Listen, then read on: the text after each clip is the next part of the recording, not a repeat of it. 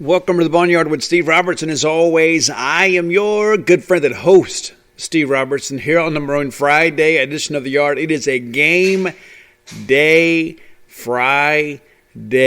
Hope it's a payday for you, too. Make it doubly good for you. How about that? Man, so much to talk about. Some good news to talk about, as you guys are well aware, as since we have been together, Governor Tate Reeves has lifted most of the restrictions in the state of Mississippi, and the one that means the most to us as college baseball fans is about the outdoor venue capacity restrictions. Now, originally we thought we would go from 25% to 50%. However, those restrictions have been lifted, and it's now been put back on the universities to decide. We won't beat 100% this weekend. And I know that's a rub for some of you. Some people are saying, I don't understand. Listen, here's the deal. We were at 25. We expected to get to 50. Now we're going to be close to somewhat 80 or so in a week. And so let's not look a gift horse in the mouth here. Listen, I'm not going to get political with you guys. It didn't really matter to me, who gets credit for this and that sort of stuff. But listen, your administration at Mississippi State's done a great job, and I've read probably, 25, 30 posts over on Gene's page from people that have not only have ordered their tickets, but now have their tickets and their parking passes. And that's a really quick turnaround. I sent a text message to our friend Mike Ritchie. I love Mike Ritchie, I really do. Mike's always a happy-go-lucky guy, but I tell you, this is a guy whose group has been under the gun here the last 48 hours. And, man, I tell you what a bunch of gamers in that Mississippi State ticket office, man. I tell you what, those people have worked exceptionally hard. I had friends of mine texting me as late as 9 o'clock saying they just got their tickets, just got their email. And, listen, nobody's going to pull Mike aside later and say, hey, Mike, hey, thanks. But you know what? You should. And and maybe it shouldn't be a phone call. Maybe it's an email. We get so up in our feelings about things when something negative happens to us, right? So let's be kind of even-handed in that deal, and let's maybe send some emails and thank those people that have worked tirelessly to bring this thing together to enable more Bulldog fans to come out and enjoy baseball at Mississippi State this weekend. I'll be honest with you. I knew there was a plan in place. I talked to people and said, hey, you know what? We've got some contingencies in place. If we go to 50, we've got some plans in place. Should we go bigger than that? I don't know that anybody fully expected us to go to no limitations on Tuesday or Wednesday, whatever day it was. It all runs together after a while. I don't know that anybody fully appreciated that. But the fact that our ticket office people have been able to kind of pivot here and do this for you. Because, it had been really, really easy for your athletic department to say, you know what, hey, we don't know if we can pull it off in time for this weekend. We'll see you guys next weekend. They could have done that. They could have said, you know what, we got to reseat the whole thing, and it's going to be impossible to do in such a short time. And as frustrating as that would have been, you kind of would have understood it a little bit. But that wasn't good enough for Mississippi State. Wasn't good enough for John Cohen. Wasn't good enough for Dr. Mark Keenum. It wasn't good enough for Mike Ritchie and his group. They have worked hard to make this thing happen. And it has been easy to be critical at times. But I think now it's one of those days we look at and say, you know what? We got some people working really hard for us. We got a lot of people that worked hard to make sure that Mississippi State fans could be at Dudy Noble Field this weekend. I understand that, we had, what was it, 2,400 or something tickets sold. I don't know the full number, but somewhere around 2,500 tickets sold. And then hundreds of those tickets didn't get used. And many of you who wanted to be at the ball game weren't able to get there. And you would have said, you know what, I just want to be in the stadium. I don't even care. I love being at Dudy Noble Field. I do. There's probably nowhere else I'd rather be than Dudy Noble Field. It is something that I never take for granted. When I was a kid, we'd come up here and go to a ball game, which is, it was rare, and it really was. More times than not, we'd go see Mississippi State play at Southern Miss. We'd see them play in Jackson. But it was such a treat to get up here. Many of my best memories of my childhood are coming to Mississippi State with my dad. And I know your children probably share that. Many of you probably have the same experience I do. And I'm so grateful. I'm so incredibly grateful to Mike Ritchie and his group for pulling this thing together. And I've had so many people that have said, you know what? Steve, I never expected it to happen this quickly. But it has. And I'm so incredibly impressed. And so it's great for me to hear that. But I think it'd be nice for Mike Ritchie and his group or John Cohen, those people to say, you know what? Hey, John, Mike, Dr. Keenum, thanks. Thank you. Thanks for working late on Wednesday and Thursday night to ensure that we could make this thing happen. Many of you have said, you know what, I got my email and I ordered my tickets and, I didn't know right away what was going to happen. I figured, I wouldn't find out until late. And next thing you know, I get a text message say, you know what, Steve, I just got them. I just got them. And so I'm excited for all of you, and I'm excited for all of us. I'm excited for our baseball team that they're going to get a chance to play in front of more of the best fans in all of college baseball. And we're going to kind of congregate again, really for the first time in a long time as a family. And we're going to go cheer for our team. And listen, last weekend was great. If you saw the videos, I mean, the people that were there were very much into the game. And granted, they had some things to be excited about with 2 walk-offs in the 9th innings on Saturday and Sunday. But I can only begin to imagine how ferocious the roars will be this weekend. And listen, we're not going to be at 10,000. Okay, there are going to be some people that say, you know what, hey, Steve, I'm not ready to go. I want my tickets, but I'm not quite ready to go. There are going to be some people that say, you know what, we'd already decided we weren't going to be able to go this year, so maybe we didn't get our tickets this year. And there are going to be other people that say, you know what, I'm going to go ahead and get them, but I'm going to wait this thing out, let other people be the guinea pigs for a while, and that's cool too. That's perfectly fine. So, I don't expect to have huge crowds this weekend. Maybe we get to 5,000. Maybe we do. But it's going to be better than it was last weekend.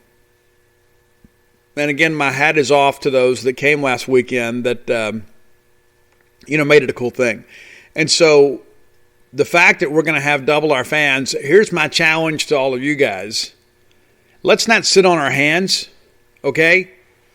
Let's not sit there and just be spectators of the sport. Let's be participants in the home field advantage. And so when a pitcher's getting rattled, let's get involved. When a dugout gets a little bit chatty, let's get involved. All right? This is our house. And we're going to get a chance to celebrate that with our team on the field and our family in the stands.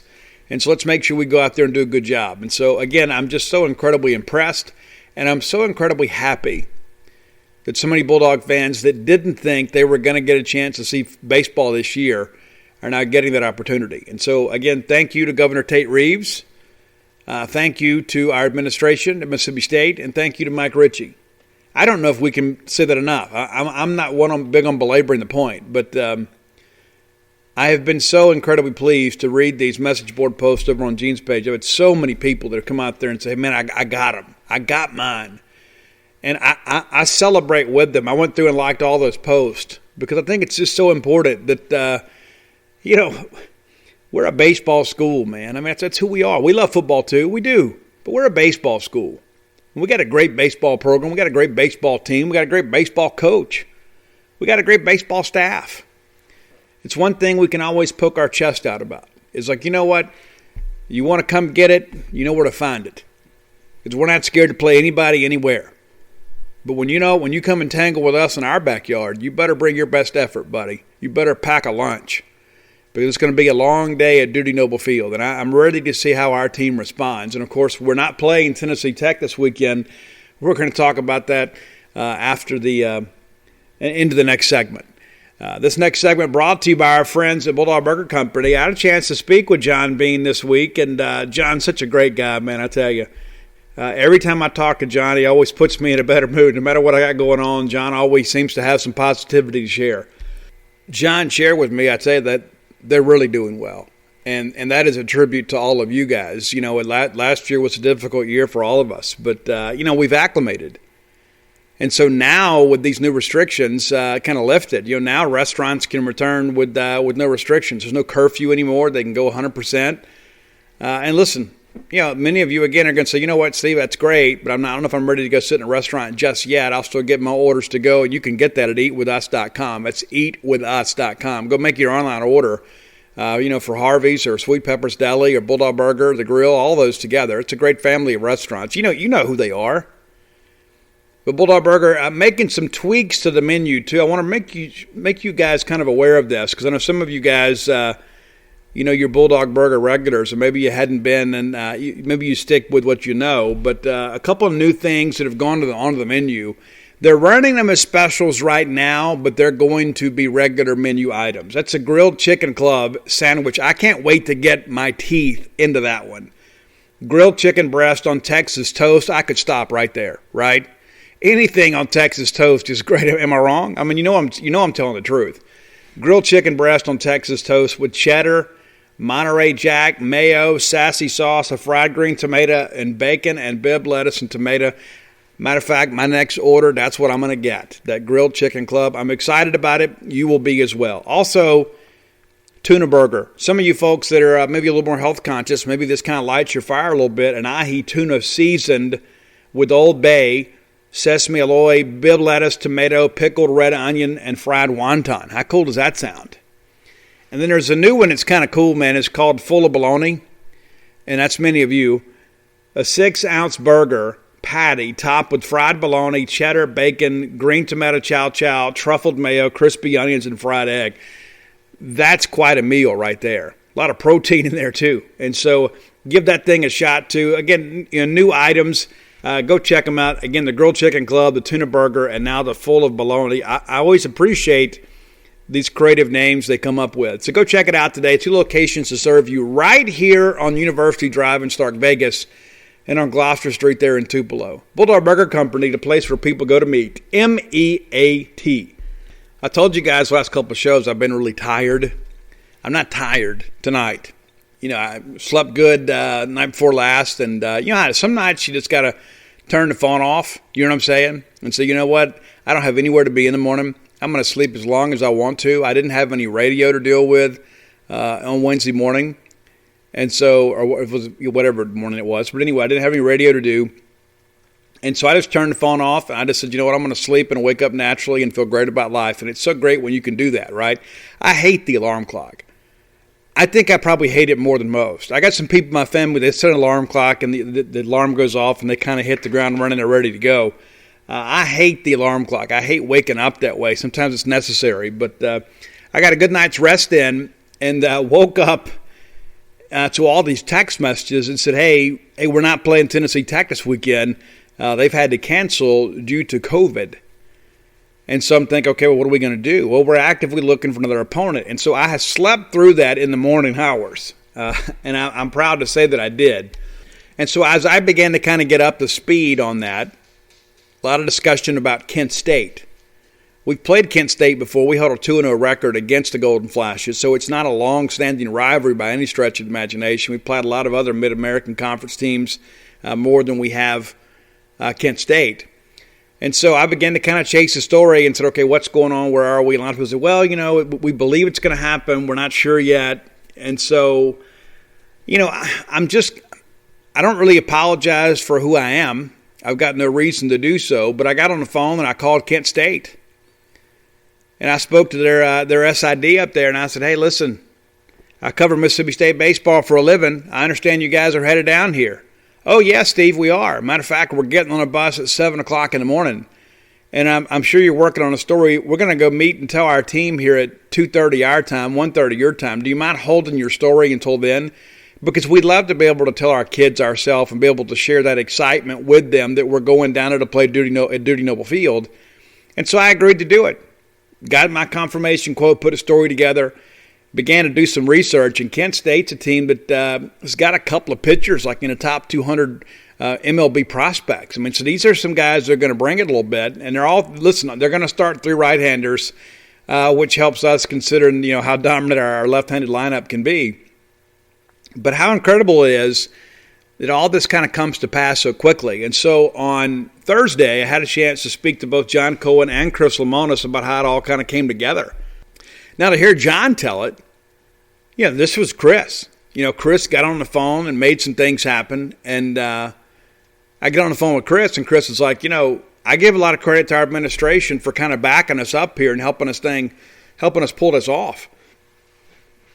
And let's be honest, there may have been some other schools out there that wouldn't have taken the steps we did. Coach Lamonis tells me that we went from knowing Tennessee Tech was out to having an agreement in place with Kent State in 45 minutes. And that John Cohen was kind of behind that too and saying, hey, let's get it done. Let's get the deal done. And as Chris says, listen, we want to play baseball here. At Mississippi State, we want to play baseball. We're committed to playing baseball. Our administration is committed to playing baseball. And Kent State, those guys up there, Lamonis and Fox Hall have relationships with that staff up there. And so, they get on the phone and say, hey, listen, we'd love to get you down here. And listen, how often does Kent State get a chance to come play down here at Dudy Noble Field? Well, they don't. That's what makes this thing so interesting. And so the Golden Flashes got up at the crack of dawn on Thursday morning. They boarded a bus at 7 a.m. Eastern time. And then the bus ride itself, with no stops, is over 13 hours. And so they were going to stop for dinner and they were going to stop for lunch and that sort of stuff. And, so you're probably talking, leaving at 7 a.m., you gain an hour coming back, right, coming across the time zone there. But still, they didn't get there until, Thursday evening late. That's a long bus ride for anybody. And I'm sure they were happy to make it after finding out that their series against West Virginia had been canceled. That was a 2.5-hour bus ride. Well, that gets canceled, and you have a chance to go down here and play at the greatest ballpark in all college baseball. Now, they may have regretted that decision, about halfway here. But now that they're here and they've had a chance, I guess, to go tour the facilities and kind of get some BP and kind of look around and see what we have here, this is going to be a once-in-a-lifetime type experience for a lot of these players. And so I'm eager to see what they do. But I'm also, I hope they have a great season, and but not this weekend. We're looking to go out there and win 3, all due respect to the Golden Flashes. But, talking to Coach Lamonis, he kind of explained how it all happens. And I wrote an article about that on Gene's page yesterday for free. You can go read that. But, when people are looking for games, it's pretty easy to find them. They have this email distribution list, and they can go in there and look and see, who's got games. And that's kind of the COVID cancellation world in which we live right now. You've got all this contact tracing, and in some respects, it's going to impact the SEC title chase. I'm going to just go ahead and tell you right now. It might happen to us. It might happen to somebody else. But you're going to have some people, and we've had some pitchers that missed Arlington because of some COVID stuff. Much of that contact tracing, right? And then, it's not as simple of, and let me make sure I preface this point by saying, there are a lot of people out there that are dealing with a lot of things more serious than us and a guy missing a start. And so I'm not trying to belittle that at all. I'm not trying to be insensitive. There are a lot of people that have underlying health conditions. This thing is very, very dangerous. But college-age kids, for the most part, have been able to kind of bounce back and go through that. But when you miss 10 days, of team activities, and then you got to go start a baseball game, it's a couple days after you get reinstated, that's a difficult draw for anybody. And so there's this whole ramp up too. You got to get guys back, you got to get them in condition, you got to get them in game shape, you got to get them ready to play. And so guys, when they get back out there, may not be at their best. And so when you begin to think about that in the grand scheme of things, what if there's a big series between Vanderbilt and Florida, and one of those two teams finds out, the Thursday before they get on the bus to go make that trip, that they're going to be missing a couple of their weekend starters? That's going to make a difference in how the series plays out. That's going to make a difference in how the SEC race plays out. And so this is going to be a week-to-week deal. We thought it kind of played havoc with football, and it did. It could be an even bigger deal for baseball. It really could. And I don't know of any starting quarterbacks in our league that missed any games due to COVID. There may have been some nationally. As a matter of fact, I'm pretty sure there were. It's a much different deal with us when it comes to baseball. Because let's say, for an example, that we have one starting pitcher or one relief pitcher that gets COVID, and then everybody that's been in contact with him becomes a contact tracer. And then they have to sit out for 10 days. And so you can see how that can be a really, really challenging situation. And so that's what happened with Tennessee Tech. Tennessee Tech went and won a ball game at North Alabama, got COVID test back, and they had some issues and had to cancel. Now, I'm sure if it's a conference series, they'll figure it out. May have to go out there and throw some freshmen or some, God forbid, some walk-ons. But, imagine if it's a conference game, you're not going to have that same flexibility to cancel. But Tennessee Tech has to cancel, and so we end up getting the team that just swept them in Kent State. So it's a better RPI game for us. I'm told when it's all said and done in the end, when we get ready to have our resume reviewed by the NCAA Tournament Selection Committee, chances are that Tennessee Tech RPI is going to be somewhere around 200. That Kent State RPI is probably going to be somewhere around 80. They're in the 20s right now. Not that RPI means anything at this point, but that's a better RPI situation for us because Tennessee Tech is not very good. Yeah, it'd have been 3 wins for us, but let's say we can go pick up 2 to 3 wins this weekend against a team that's going to have an RPI, under 100. Rather than one that's going to be over 200. That's a much better situation for Mississippi State. The Kent State RPI is up because of West Virginia. Or excuse me, who did they play? Virginia Tech. Yeah, they played Virginia Tech, and then Virginia Tech took 2 out of 3 from Miami. And so I think Virginia Tech's RPI is like 2. And again, an RPI in March and 50 cents to get you a cup of coffee at the truck stop. It doesn't mean a whole lot. But when we get to May and we're starting to kind of hopefully play our way into a national seed or a hosting site situation, we're going to be glad that we had a better RPI opportunity. At the end of the day, we've been happy to play anybody because we just want to play baseball. But we're getting a chance to get a better RPI draw, and so that works in our favor as well. And again, it's going to be a week-to-week deal. We're never going to know from one week to next. Is the schedule going to hold? Are we going to have issues within our own program? And that's what we had in weekend 1, right? We had issues in our own program. And then now here we are in weekend number 3, and we've got issues with an opponent. And so it's going to be something that we kind of have to hold our breath about just because of the fact that there could be things that happen around the country that negatively impact our ability to go play a baseball game. And so I think it says a lot about Chris Lamona says, you know what, we got to get out and go find somebody. And Chris actually told me, he said he wasn't worried about finding somebody for this weekend. He was more worried about that first weekend, like had we not gone to Arlington, putting, a 3-game series together kind of last minute here. And then he says, you know what, I can't say enough about our administration and the things they've done to help us already this season. We get out there and we get creative.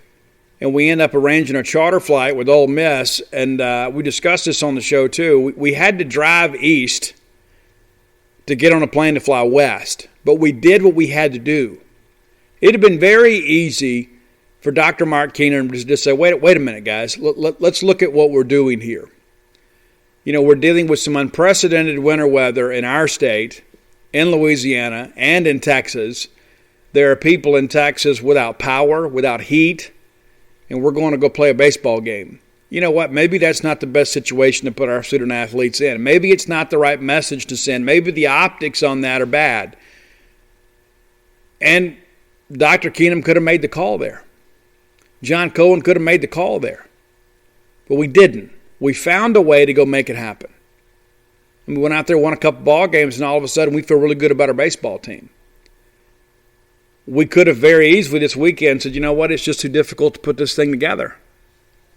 But instead, once Chris Lamona says, hey, listen, I talked to this coach at Kent State, and listen, they're interested in coming to play, and then all of a sudden John Cohen and then the CFO people and the lawyers all get involved, and we get a contract done. And all of it happens in under an hour. While Chris is on his way to Pearl, we get it done. It's incredible to think about that. And it takes a team. It does. And it's not just about making the NCAA tournament. It's about bringing baseball to Dudy Noble Field. It's about bringing a baseball game for you guys to be able to attend, to come and celebrate the things that you love. Those are the things that get lost sometimes. It's so easy to get caught up in the negativity of life. It really is. We lose a ball game, we're ready to fire everybody and bulldoze the campus. But what about when something great happens? What about when the chips are down and there's some adversity and we find a way to make things happen? Do we do enough to praise that? I don't know that we do. Do we do enough to really recognize that? I don't know that we do. There's some people out there that no matter what Mississippi State does, they're going to find fault in what we do. And I always say, with those people, why do we need Ole Miss fans and we have some of our own that act that way? I mean, goodness. It's crazy to me. It really is. But we're going to play baseball. We're excited about it. And you should be as well. And it should be a good series. I'll be honest with you. I thought those Tennessee Tech games are going to be blowouts. I thought they'd come in here and we'd probably put up double-digit runs. I don't expect that to be the case for Kent State. I think we got to get in that bullpen, make some things happen. They've got, again, 3 right-handers, a couple of those guys expected to be drafted. So, we're going to have to get in there and play, but I do like the righty-on-lefty matchup for us. I think that really favors us. We can throw that left-handed lineup out there, which I think is our better lineup, and go to work. So after Coach Chris Lamonis got the weekend settled, he had to go coach a baseball game, right? It's like it's bad enough you're putting in some windshield time and you ought to have an opportunity to kind of talk to some of your coaches and review your spray charts and scouting reports about the Golden Eagles, but you're spending the majority of the drive down there working the phones between talking to coaches and talking to your own administration to get some things done. So they get all that stuff done, and we got to go play Southern Miss. And listen, Southern Miss is going to be a good team this year. I don't think Southern Miss is what they have been. I know they were picked, I guess, maybe first or second, and Coosa with Florida Atlantic, I guess. And Florida Atlantic, of course, has had the better start to the season. But listen, Scott Berry and those guys, they didn't forget how to coach baseball. I don't know if this is an overly talented Southern Miss team. They really have struggled offensively, and we really exploited that weakness on Wednesday night. But, we had a chance to kind of break that ball game open, and we didn't. And that's the one negative that I kind of take away. Yes, we won the game. Yes, we limited them. Our pitching staff was outstanding. But we had a chance a couple times to get that big hit to kind of expand the game, and we didn't do it. We'll get there because I've got a lot of faith in this offense. But we didn't do it on Wednesday night. Let's take a quick look at this before we kind of move on, too, because I really want to talk about these Bulldog pitchers. But, we get out there 1-0, right out of the gate. We get out there and kind of get some things rolling and get up 1-0 there on a Logan Tanner RBI single. Thought he had a pretty good ball game for us. And then we come back in the third inning and we give the run back. Brad Cumbus makes an error there. And we give them a run back. It makes it a 1-1 ball game. Bottom half of that inning, we get the sac fly. Cumbus immediately redeems himself, right? Rips a ball into right center and legs it out for a triple. And people have talked about, they were surprised at how fast Brad Cumbus is. I mean, Brad Cumbus is a football player, man. That guy's an athlete. People said, and Jim Ellis is one of them, said, he was really fast to first. He was even faster to third. From first to third, he really covered a lot of ground and made some big things happen. And so Brad gets leadoff triple there. Rowdy Jordan comes through with the sac fly. It's now a 2-1 ball game. It stayed that way until the fifth. And then Tanner Allen singles to the right side and drives in Scotty DeBrule to make it a 3-1 ball game. And then Logan Tanner comes back in later in that inning and drives in Tanner Allen to make it 4-1. And so with the way we were pitching it, that was more than a comfortable margin. But I enjoy ball games when, we're up 10, 11 runs. You know what I'm saying? It's like I like to be able to just kind of relax and enjoy the ball game and not feel like we're going to lose at any points. If we can go out there and hang a 10 spot up in the first inning, Rose Bowl would be really happy the rest of the ball game. But let's run some things down here pretty quick here before we get into pitching. Rowdy Jordan goes 0 for 3, does get a walk and an RBI there. Rowdy is going to get going. And every time I turn around, somebody saying, we need to put DeBrule at leadoff. Scotty DeBrule is a two-hole hitter. He is exactly what we want is a two-hole hitter. He can bunt, he can hit and run. He is a guy that's not going to strike out a lot, and so he's going to protect the runner. He can be a table setter for your 3, 4, 5 guys. And so I like him exactly where he is. So we'll disagree to disagree. Rowdy will get it going, and we also need, Rowdy's ability to switch hit at the top of the order to kind of prevent us from getting stacked one way or another when we do flip the lineup. Tanner Allen picks up a couple of hits, a 2 for 4 night for him, scores a run, drives in a run. Logan Tanner, who hit the baseball really hard over the weekend, 2 for 4 with a couple of RBIs. And he's got to be an RBI machine for us. Josh Hatcher, an 0 for 4 night. But Josh Hatcher absolutely tattooed the baseball all 4 times. And we had a couple of some tough luck double plays early in the ball game. And we lined into a couple of double plays. We lined one out to center, and Tanner Allen gets doubled off. And then we have a hit and run on. And I guess I can't remember who hit it, but we tattoo one, and the shortstop's going to cover the bag and grabs it and doubles the runner off first. And so we had some tough luck there, but we barreled some balls up, and I really thought Josh hit the baseball probably as well as he had all year, even though the box score doesn't show it. Luke Hancock, 3 walks and 0 for 1. Luke is a guy now that people are going to pay attention to. They're not going to let Luke Hancock beat him. And one of the things that makes Luke Hancock so dangerous is he can hit left-handers. Josh Hatcher struggles a little bit with a left-handed breaking ball. When Josh will take that ball the other way, or when Josh will stay closed and kind of sit for his fastball, he can murder some baseballs. But, when he can't lay off that slider away, it makes for a tough outing. And listen, everybody's seen that film. They know it.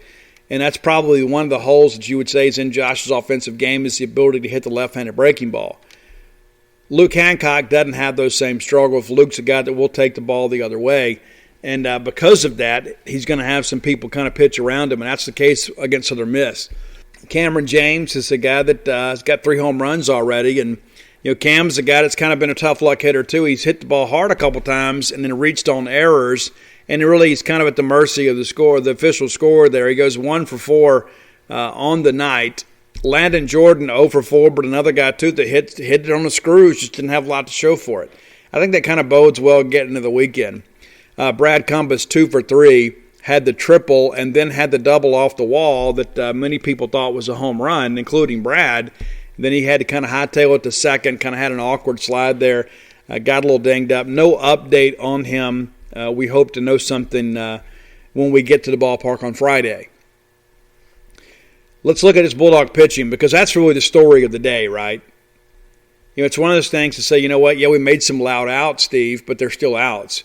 Well, we got a lot of quiet outs against Southern Miss from a pitching standpoint. Houston Harding, absolutely outstanding. I had a chance to visit with Houston this summer down in Meridian during a summer league game, and we talked a little bit about that, about how he felt that his best pitch was his changeup because he could throw his changeup in fastball counts. It is basically a tunnel pitch for him.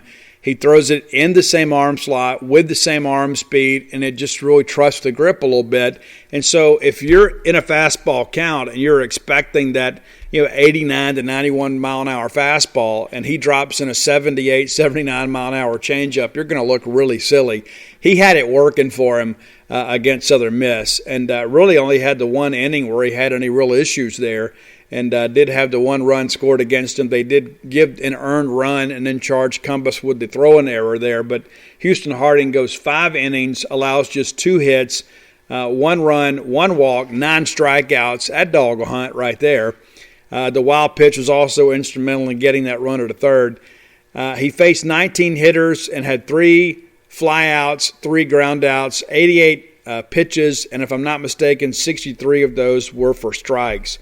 And so if we're going to go out there and pound the strike zone and be able to change speeds, we're going to get a lot of people out, and we're going to let a lot of people get themselves out. I think Houston Harding has shown that guy belongs here.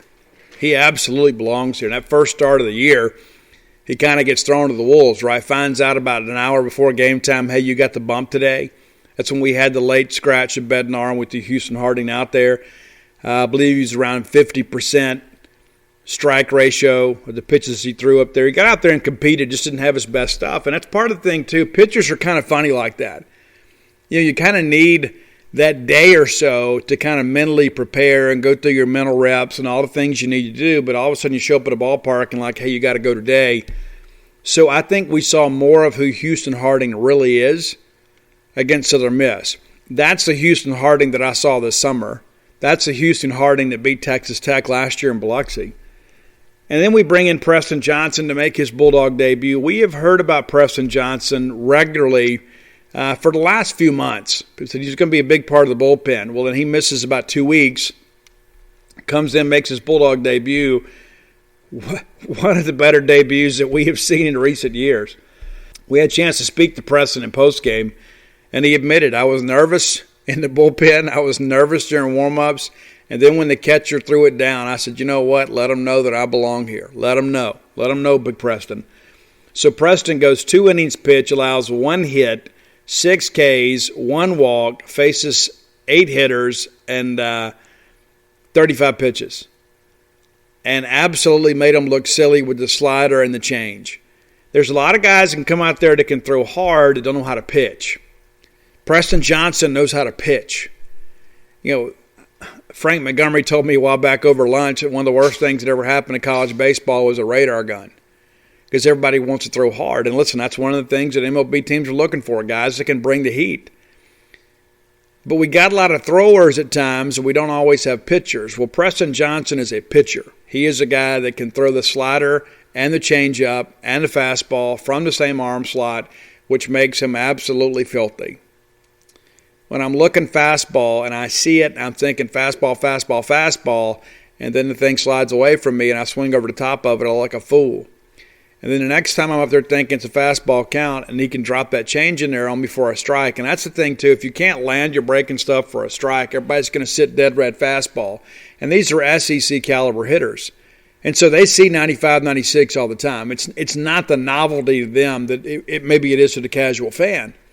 You know, anybody can get out there, you know, you get the pitching machine set up and set that thing at 95 miles an hour, and eventually you're going to get your timing down. You're going to be able to sting that.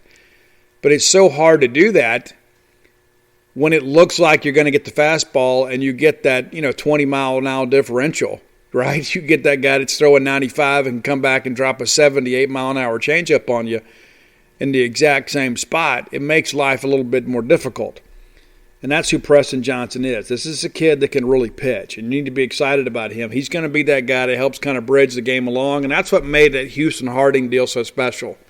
He goes 5 innings, turns the second half of the game over to the bullpen, and then Preston Johnson gets a couple of innings. Cameron Teller comes in and gets an inning, and he had a difficult outing out there in Arlington. And some of that wasn't his own fault. There were some times I thought he got squeezed a little bit, and we didn't always play the best defense behind him. But he has a perfect inning of relief. Goes out there, punches out 2 guys, retires 3 hitters on 11 pitches, gets a ground out and 2 strikeouts. And a couple of those pitches that he missed with, he had 8 strikes out of 11 pitches, and a couple of those were set up. So those were balls that we threw out of the zone trying to get a hitter to chase. And that's kind of indicative of what we want to do as a pitching staff. As we go out there, we want to pepper the strike zone. We want to get soft contact. We want to make you hit the pitch. We don't want to sit there and walk people. And that's been the thing that's kind of plagued us early on, is we've had a lot of walks and a lot of hit by pitches. And then we get out there on Wednesday night and eliminate most of that. And so, again, a good confidence-building outing for Cameron Tuller. And then Stone Simmons comes in and works the ninth and gets a save. He does walk a guy but strikes out the side. Does it all with 18 pitches. Very efficient effort by the Bulldogs. 152 pitches thrown, all told. Faced 34 hitters. That's it. Had 3 flyouts and 4 ground outs. And the bullpen had 1 ground out. That's it. We go 4 innings. And just think about this for a second here. So we go 4 innings. All right, that's 12 outs, right? Well, 11 of those outs came by the way of strikeout.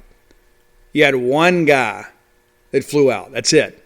So once Harding got out of the game, Southern Miss couldn't put the ball in play.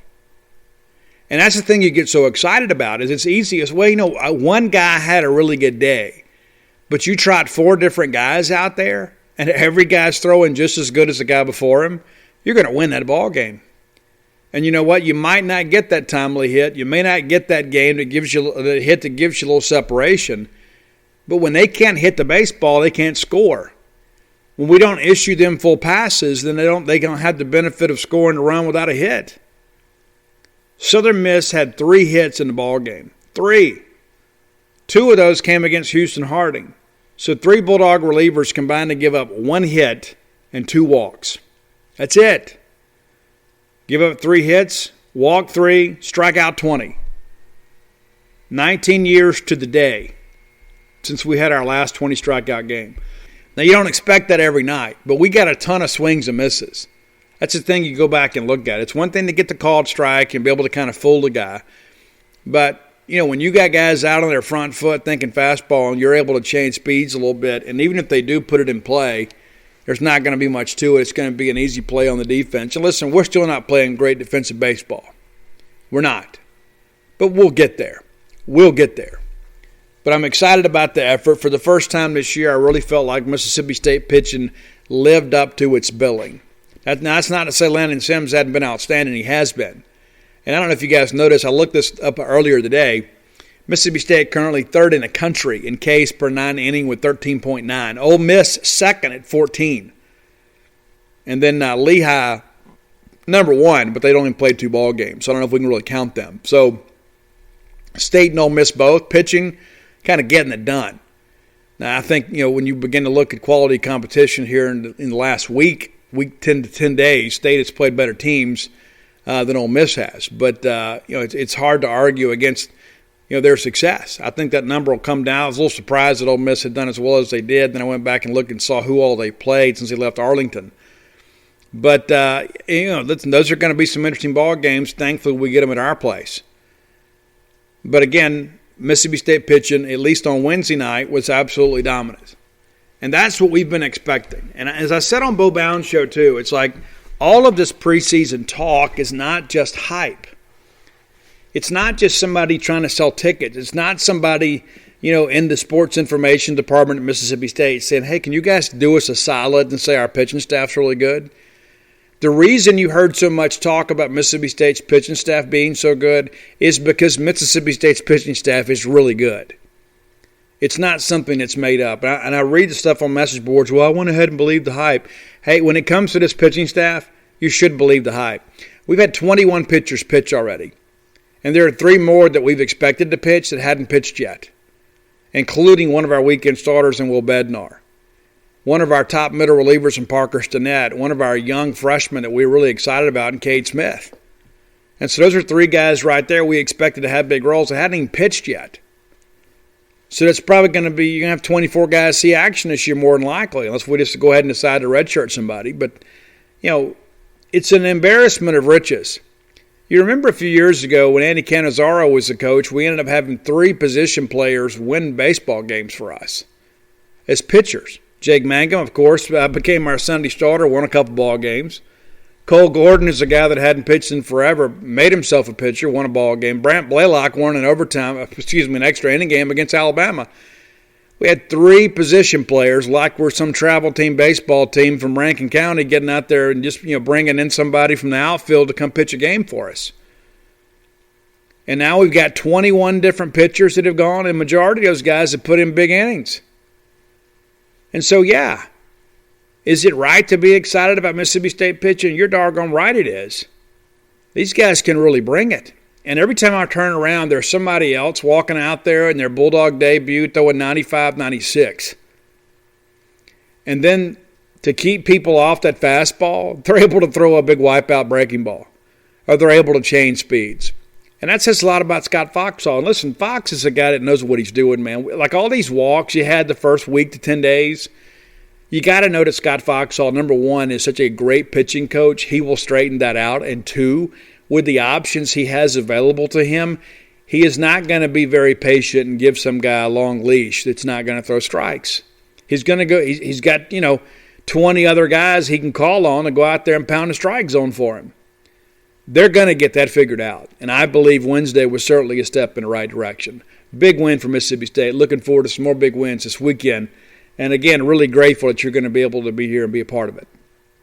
All right, time for today's top 10 list. We're also going to do a baseball theme today. It's going to be different. It's not the walk-ups. It's not a rap thing, I can promise you. As always, the top 10 list brought to you by Dr. Robert Yarber. Dr. Robert Yarber are part of a great group of physicians called the ENT Physicians of North Mississippi. If you're a person that has struggled with these sinus headaches, it just seems like, this time of year I always just kind of get the crud. I've always got this chronic allergy. Listen, you're just treating the symptoms rather than addressing the problem. Well, let Dr. Yarborough help you. 2 locations to serve you. right here at 910 Stark Road in Starkville.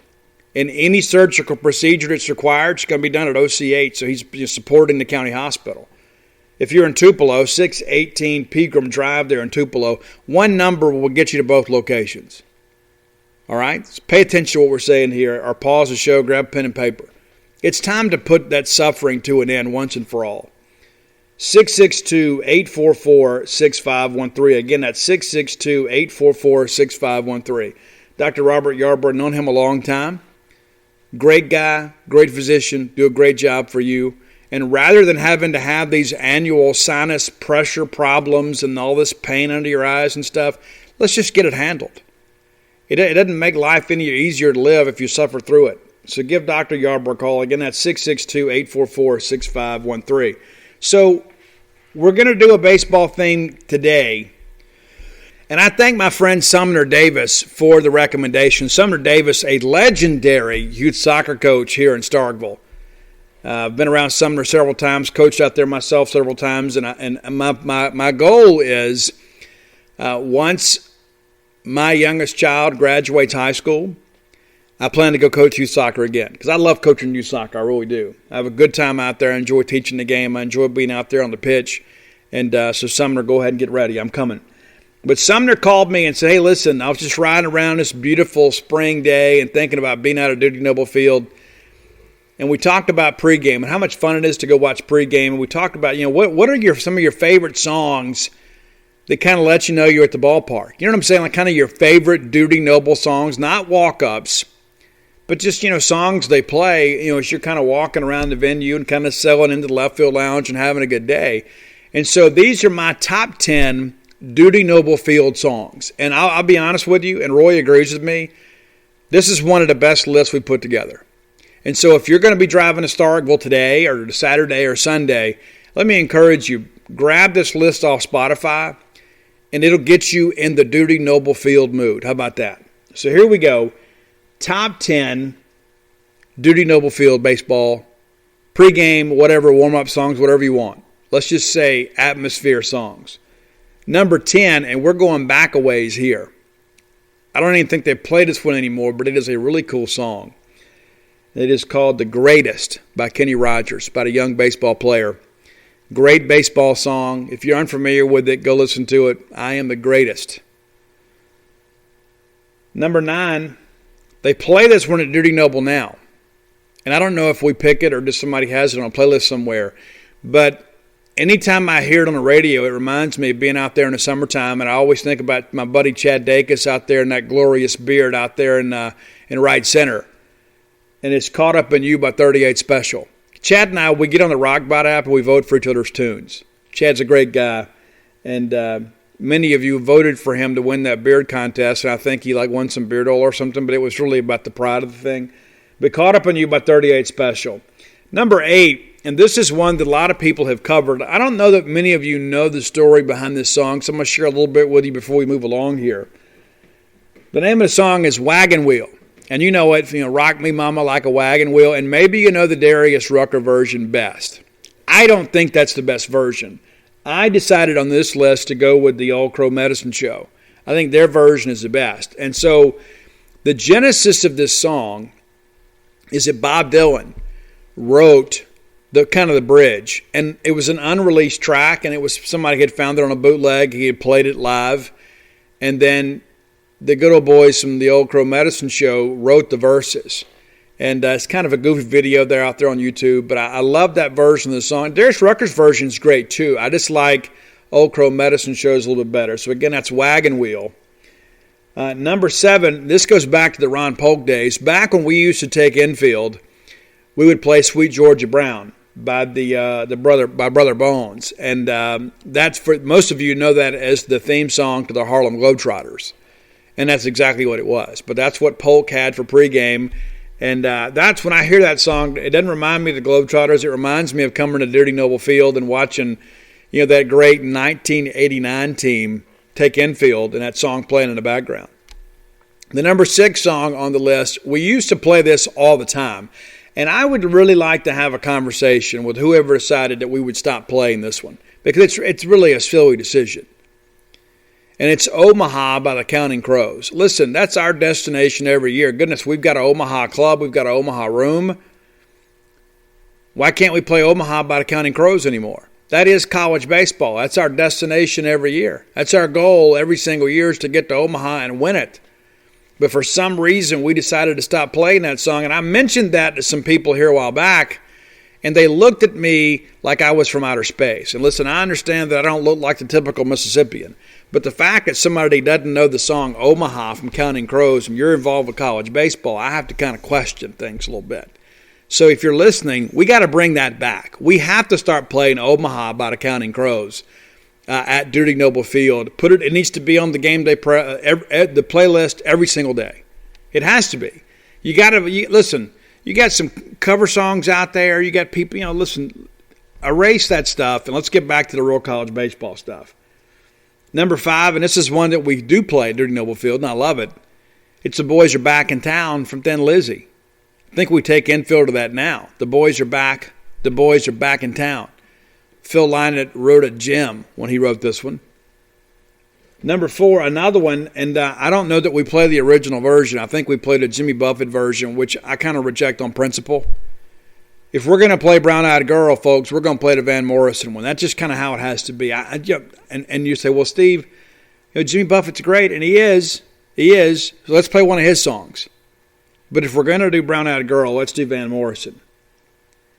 Number 3, we had to mix in a little country here, right? But no, I didn't go with Florida Georgia Line, or I didn't go with Luke Bryan or Luke Combs or any of those people or whoever. I didn't do that. I went with Alabama. I went with the Cheap Seats. How do you go to a college baseball game and that's not one of the songs you hear? And we play it at Dudy Noble, and it's great. Number 2, another one that we play, it's Glory Days by Bruce Springsteen. And listen, it's a great song. It's on the Born in the USA album. Probably the best song on that album, outside of maybe the title track. And there's a bunch of hits on there. The Dance in the Dark and I'm on Fire. I think, what was it? Cover Me is on there too. But, yeah, it's a great album. But Glory Days is one of those songs that still stands up today. There are a lot of those songs that were kind of part of an era, and maybe they don't hold up as well, but Glory Days is one. If you go to a college baseball stadium, you're going to hear that song, and as well you should. But number 1, it's John Fogerty center field, right? I mean, put me in, coach, I'm ready to play. I mean, it is a staple of college baseball, and I'm so glad that we play it. Most of these songs, obviously, are on the playlist now, but I've got a burr in the saddle about that Omaha thing. I really do. I really, really do. I remember being out there watching us play in the regionals. I don't remember what year it was, and we were winning a ball game. And next thing you know, they started playing that song during a pitching change, and it was like chills just filled the room. Because everybody thought, this is really fixing to happen for us. We're really fixing to go to Omaha again. And so, if you're listening, let's fix that. Let's fix it. If you're unfamiliar with the song, it's available on iTunes. Great, great song, Omaha by the Counting Crows. That's a top 10 list. If you have an idea for the top 10 list, reach out, let me know. I've had a couple people reach out, and I said, hey, listen, I may do that on Friday. I didn't do it, so I worked this one in for Sumner Davis. And next week, we're going to come back, and, it's like I wanted to do all those walk-up songs, and some of them I didn't really like, I'll be honest with you. I didn't do it. But, those players didn't ask me. Steve, what do you think? What should I use? So we'll move on from that. But I'm really happy with today's list. I think this is one of those lists you can kind of keep on your phone, for a while. Maybe this is your travel to Dudy Noble Field list. But those are my favorite Dudy Noble Field songs. But if you have an idea for top 10 lists, reach out. Let me know. I'm on all forms of social media at Scout Steve R. Today's men's basketball update brought to you by the fine folks at Campus Bookmart. Standing man, Miss Kathy Brown, the lovely, talented Susie. They will treat you like family because in their minds you are family. Many of you use their free parking lot, right, students? Some of you commuter students. You can go park at Campus Bookmart for free. They got a big gravel lot behind the store. And you can stop in there and see Standing Man on your way in because maybe you forgot your highlighter, you left some of your school materials behind. It's probably a good decision. But if you're like the rest of us, maybe you're not involved with college classes, you're just looking to outfit your family in the latest and greatest in Mississippi State merchandise, you can do that by visiting them on the World Wide Web at campusbookmart.net. And by being a loyal Boneyard listener, you get the phrase that pays, BSR, which stands for Beautiful Steve Robertson. And that gets you free shipping on all orders over $50. Any order less than $50, absolutely incomplete. You need to get that new M over S merchandise. And listen, we still got some cool weather ahead of us. Go ahead and get that nice M over S hoodie. I know I've seen a lot of people around town sporting that black and white one. You know, for the Sunday blacks, you put that M over S on, you walk out there and you identify as a Bulldog, and people are like, you know what, hey, that guy's pretty cool. You kind of get yourself some cooler threads, and you can do that at campusbookmart.net. Again, promo code BSR. Let's talk a little men's basketball. You know, things kind of went the way we thought it would go, at least the way we hoped it would go here in the final stretch. And we have been really critical of Ben Howland at times this year, and it hadn't always been pretty, but we have found a little juice down the stretch. And that was kind of the hope, right? We're like, you know what, look at these last couple of weeks. If we can kind of find a way to get some juice here, we're in pretty good shape. Now, February the 19th, we talked about that game at Ole Miss. I think we all thought, you know, if we go up to Oxford and get embarrassed, and at the time Ole Miss was playing lights out, it might have been lights out for us too. It might have been lights out for Ben Howland. But a funny thing happened on the way to the coaching search, right? Ben Howland got him going. We go up there and we beat Ole Miss at their place, and in many respects kind of knocked them off the bubble. And they still got a chance. They've picked up another quad one win since then. But listen, that was a big win for us at the time. We go up there and beat our arch rivals on the road at their place. We come back home and prove that we could stand a little prosperity. And we absolutely destroyed South Carolina for the second time this year. We won 69-48. That game was not even competitive. Then we host Alabama, who won the SEC regular season championship. And we got a big hole earlier, but we dug our way out, and we were down 5. We lose the game by 5. You know, I don't know that there's anybody that played Alabama better than Mississippi State did this year in 2 ball games. You know, for some reason, Ben Howland just kind of has, you know, the kryptonite for Nate Oates. We just didn't have enough talent, I guess, you know, to kind of pull the thing off. We needed a third scoring option, but we did a good job. I expect us to get absolutely drilled in both of those games, especially with the 3-point percentage, shooting percentage Alabama had. But Mississippi State's perimeter defense has improved this year. And then we said, you know what, we got to find a way to go get that win on the road to give us a little buffer and give us a chance to post a winning record this year. And we go down there and listen, it didn't look great for a while against A&M. It didn't. And they hadn't played a ball game in over a month. We all knew that, talked about it on the show. I was like, really, there's no way we should lose this basketball game. And then it was for a while there, it seemed like we might. We're down 33-29 at the break. We respond and outscored them by 10 in the second half to win 63-57. Iverson Molinar, your leading scorer, with 18 points. DJ Stewart comes in with 14 in 38 minutes of action. He also knocked down 4 of 9 from the three-point line. Both of them pull down 5 rebounds, and they both stay out of foul trouble. We still got a little bit better. We got to get more assists from our point guard. We got to find a way to get other people involved, and that's all part of that maturation process. We were outstanding on the defensive end, and I give Tolu Smith and Abdul Ado a lot of credit for that. Tolu, 8 points for him, 6 rebounds, and he had the 5 assists. When do you see your big man, when do you see your power forward out there dishing? It goes to show you this guy's a team player. Abdul Ado, 27 minutes of action, 4 of 5 from the floor, pulled down 6 boards, scored 8 points, and just 1 personal foul. When Abdul Ado stays out of foul trouble and he can play without fouling, Mississippi State typically has a pretty good night because he is such a alter of shots. He is a guy that protects that rim and doesn't allow easy baskets on a regularity.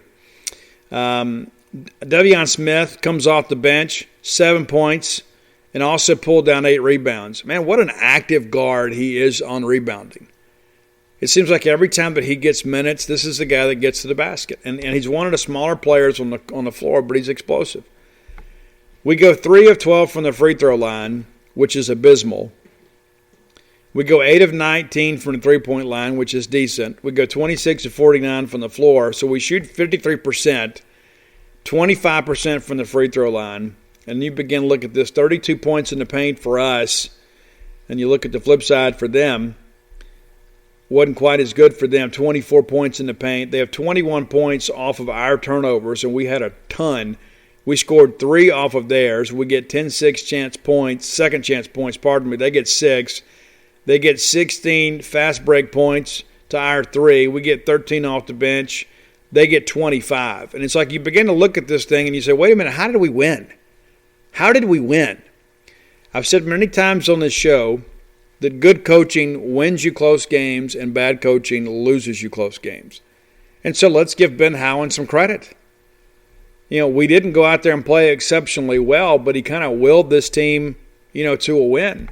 You start looking at these numbers, it's absolutely ridiculous. We had 17 turnovers. 17 turnovers in the game. Texas A&M had 4. So we didn't force turnovers. We committed a bunch of them, and then we still found a way to win the game. It's just incredible to kind of look at that. They had 9 steals. We had 2. I mean, it's like you begin to look at this and say, okay, well, Steve, was there any statistical category that we actually led in? I was like, yeah, we had 8 blocks. They had 1. And we had more points.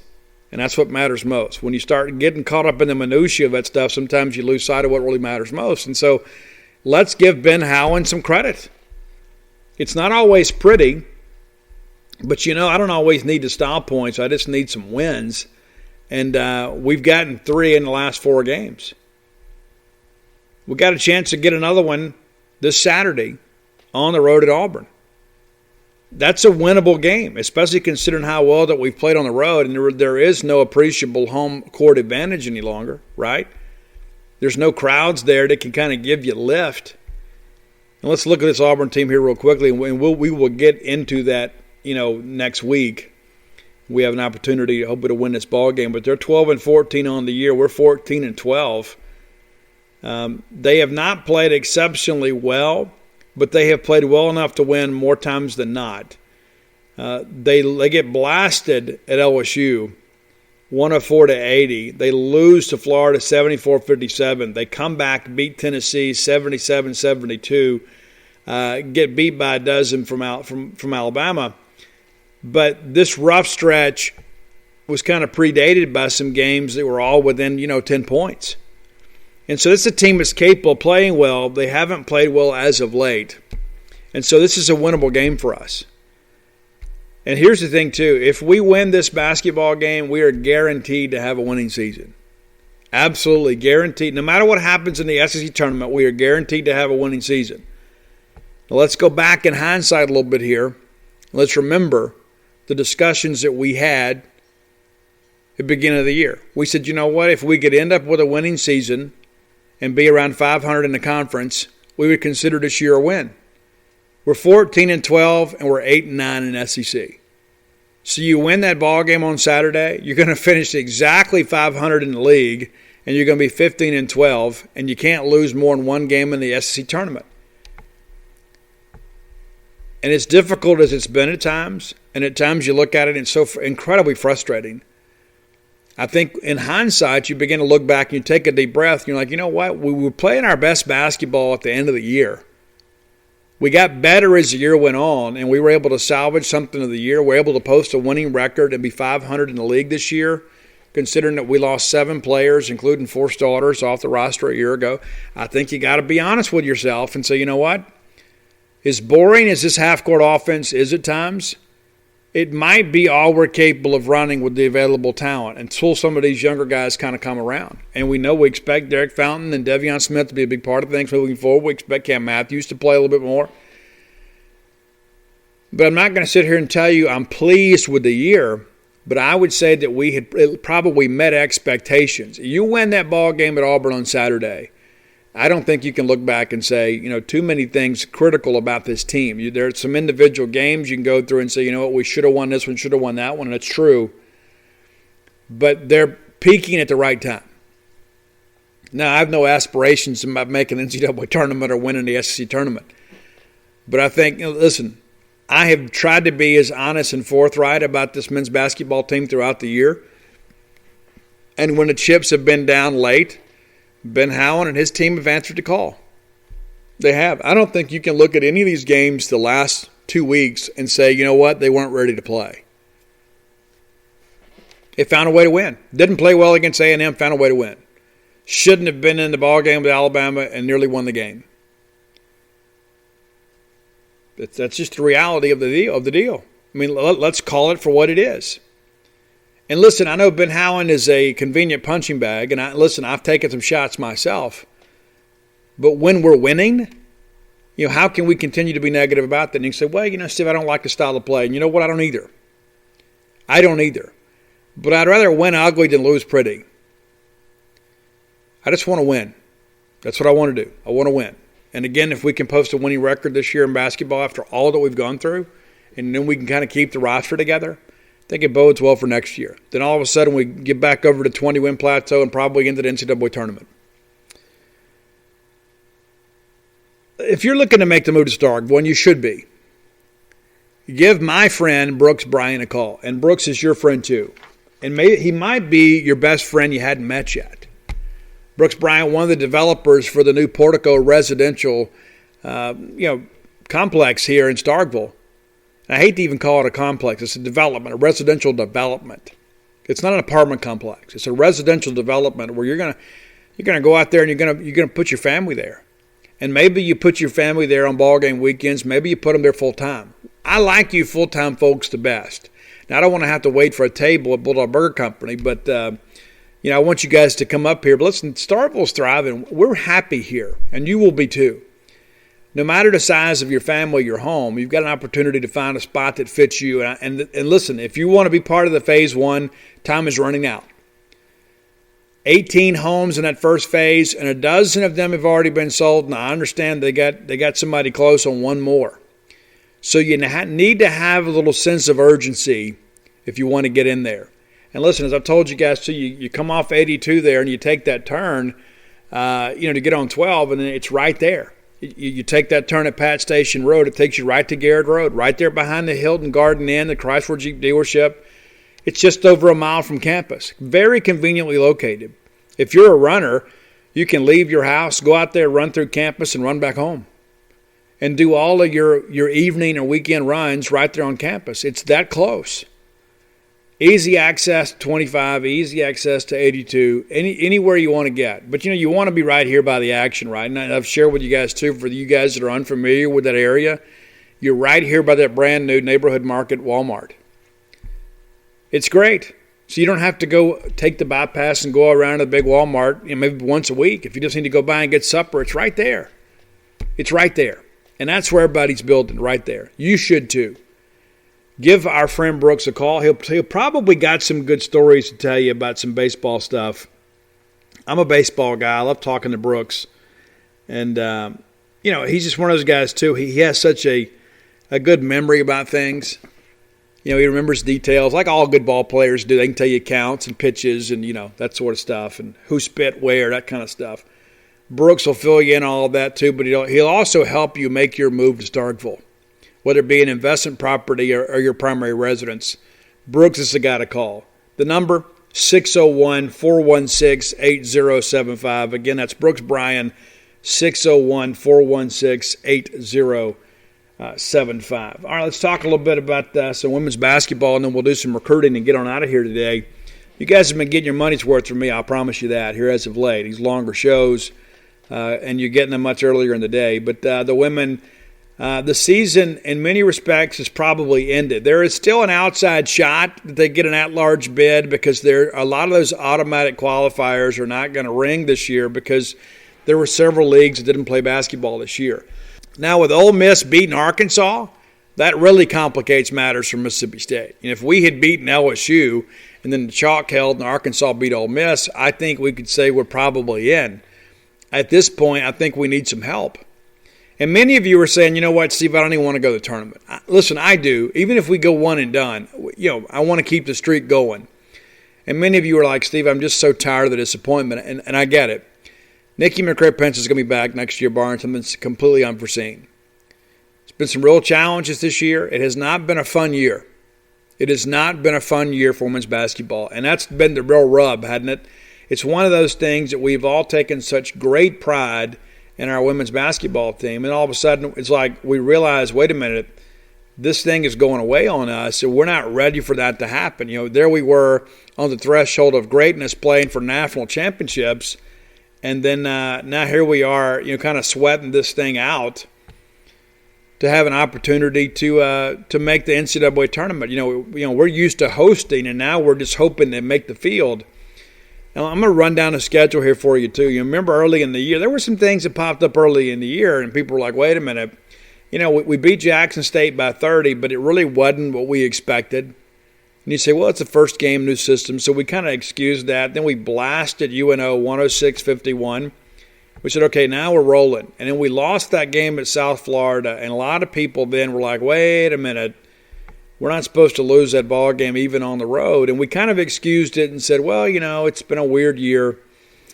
You have the Southern Miss game canceled. We come back home. We beat Troy 103-76. So we're 3-1, and then we beat Southern 79-55. Probably a game we should have won 100 or more. We rout Central Arkansas 72-49. And so I think we all looked back and said, you know what? We only had the one non-conference loss. We should probably be 6-0 heading into SEC play. And then we went to Athens, and we won that game. And listen, Vic has taken some of our best teams down to Athens and had a real struggle down there, Georgia. And so when we won that game by 7, we're thinking, okay, listen, we're not unfamiliar with tough ball games in Athens. And then we lose to Kentucky here in a ball game we should have won.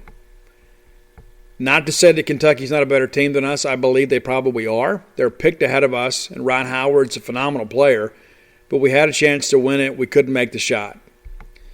And then things got a little bit crazy for us. We did go down to Gainesville and win. It felt like we were okay. Struggled a little bit in that ball game against a really bad Florida team. We struggled against Ole Miss, had a chance to put that game away, and they had that furious comeback. And then we lost the ball game to Alabama, and that's a team that we have kind of pushed around a little bit the last several years. Even though we expected Alabama to be improved, that was real frustrating for everybody. And then we get absolutely destroyed at A&M. And that's when the bloom was officially off the rose, because we knew what was coming next, which was the blowout loss to South Carolina, which is exactly what happened. And then we go to Fayetteville and have a chance to win that basketball game and couldn't close. We just couldn't get over the hump. And then we had several postponements, as you guys know. Alabama comes, protects the home court. We go over there, don't play well. We get down and we come back and make it look competitive late. We found a way to bounce back and beat the worst team in the league, Auburn. And then we go down to Baton Rouge and play and say, okay, well, we've kind of figured some things out. Now we're getting ready to play our best basketball. Let's celebrate senior day, kind of wrap up an NCAA tournament bid. And then we get drilled by 20 at home. And so, when I look at this thing in hindsight, I can say, you know what, when you begin to follow the schedule, you say, well, we expected to lose to Texas A&M. Because we had some great Mississippi State teams to go down there, and Gary Blair really gave us some trouble.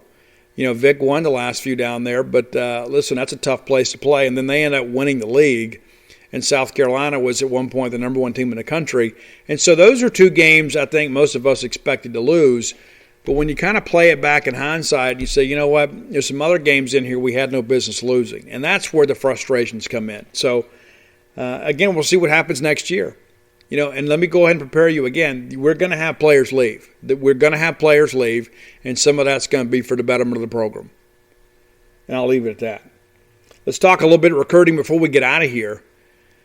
So a lot of people say, you know what, Steve, who's the next commitment? That's probably the most common question that I get. Who is the next commitment, and who's the quarterback we want? Tanner Bailey, of course, is right there near the top and is being recruited as a priority. Mike Leach doesn't offer a ton of quarterbacks early. And part of that's because he kind of handpicks his guy. And so he's been on Tanner Bailey. I understand they've spoken, 3 times this week. 2 to 3 times this week. And so when the head man is speaking that regularly with a quarterback prospect, you got to kind of understand he's a priority. And listen, there's been some discussions about, with South Carolina, and somebody crystal balled him with South Carolina, and I'm not being negative about anybody that puts a crystal ball pick in. Some of you guys take that stuff way too seriously. But a guy puts a crystal ball pick in with a moderate confidence level, and everybody loses their mind. It's like, well, wait a minute, we thought we were getting that kid. So do they have information that we don't? And so I get on the phone, talk to them, and I kind of find out that it's really kind of an educated guess. And it's really kind of a hopeful guess. They don't really know anything. They're just kind of hoping he goes to South Carolina. I hadn't put a crystal ball pick in yet for Tanner Bailey. And for those of you that don't subscribe to Gene's page, you certainly should. But what I'm talking about, crystal ball is basically how we project a player to sign. And so I go in and pick and say, I think this kid's going to this school, that school, whatever. And so we had some controversy with that because the South Carolina publisher put in a pick that he was going to go to South Carolina, and all of our people on Gene's page got upset. And then Gene puts a crystal ball pick in for Mississippi State, and all the South Carolina people get upset. And here's what that tells me, is that neither side knows what's going to happen. I've said that on the message board all week. They don't know, and we don't know, because the kid doesn't know. He took visits to Oregon and now South Carolina this week. And then some people say, well, you guys didn't know. Yeah, we only reported it 2 weeks ago that he was going to be visiting those schools soon. And so everybody needs to take a deep breath here. I'm not going to sit here and tell you that Mississippi State's going to get Tanner Bailey. I will tell you that State's in much better shape than people are willing to give State credit for. You go ahead and write that down right now. I won't be the least bit surprised if he picks Mississippi State. I'm not going to sit here and tell you that he won't pick South Carolina, but I'm going to tell you this. He or his father are in daily contact with Mississippi State. So we get to the next commitment thing. With Steve, who's the next commitment? Well, here are some guys that I feel really good about being Bulldogs here in the next several weeks. Khalid Moore, Sam linebacker prospect from Poplarville. I absolutely love his game. He reminds me a little bit of John Lewis. I think John Lewis is a little bit more explosive. But Khalid Moore is a guy that is a thumper. He is a real punisher. It's just a guy, when he hits you with bad intentions. From a blue-collar town down there in Poplarville, Mississippi, this is a kid that kind of fits culturally with Mississippi State. I really like his game. I like the fit and the scheme. I know that Matt Brock and Zach Arnett have really recruited him hard. I believe there is a really good chance that he commits here in the next few weeks. I really do. Carter Edwards from Pres Christian, offensive lineman down there, one of the top offensive line prospects in the state of Mississippi. And State's got 2 offensive line prospects already committed in Jacarius Clayton and now Jackson Cannon out of Georgia. And so you got room for 3 more. You get Carter Edwards, and now all of a sudden you got 2 spots left. And you can really kind of create some urgency when you talk to guys like Bryson Hurst of Gaucher. And State is back into a good spot with him. It's going to be State, Ole Miss, Florida State for a while, but State has done a good job with him. And I think you get 3 guys in and say, listen, you're our top guy, but we got to know something here pretty soon. I think that gives you the ability to recruit with some urgency. But I think Carter Edwards, once he goes and visits Colorado, and I believe that visit's taking place this weekend, then he's kind of come back and meet with your friends in the engineering department at Mississippi State and then sit down with the family and make a decision. Mississippi State is the leader right now. We just kind of keep doing what we're doing, kind of hold the road there, and we'll be fine. Then there's Trent Singleton, defensive back from Raymond, Mississippi, plays quarterback. It's really an athlete. I think he will eventually grow into a safety. I think you start him at corner and kind of see how things develop. But the way State basically plays their best 5 defensive backs, he would certainly have the opportunity to come in and work hard and in a year or two be one of the top 5 guys. So if I had to pick the next commitment, I'll tell you it's one of those 3 kids from Mississippi. Khalid Morris, Carter Edwards, and then Trent Singleton. And here's the rub and all that. I expect all 3 of those guys to commit to Mississippi State sooner rather than later. So there's your recruiting update. If you hadn't done so, go to alphadogsthebook.com. Go there today and order yourself personalized copies of Flim Flam, Stark Villains, and Alpha Dogs. A lot of people said, you know what, Steve, I need to get the book. Well, there's no time like the present. And if you order today, there's a good chance that they'll have me sign over the weekend and get it shipped out to you on Monday. So you'll have it right away. So if you just want a signed copy or a regular copy, you can get that without my involvement. I've already signed, a few thousand books already. And so if you want something personalized, I'll put whatever you want there. A lot of people say, you know what, Steve, I'd like to get this from my dad. He's a big Bulldog fan. Well, let's put a personal note in there. For me, I'm happy to do it. There's no additional charge for that. Again, go to alphadogsthebook.com. And if you're looking for Starkville's gear, and you should be, I love the Starkville's gear. I absolutely do. I love the way that cover came out, and I love all that gear.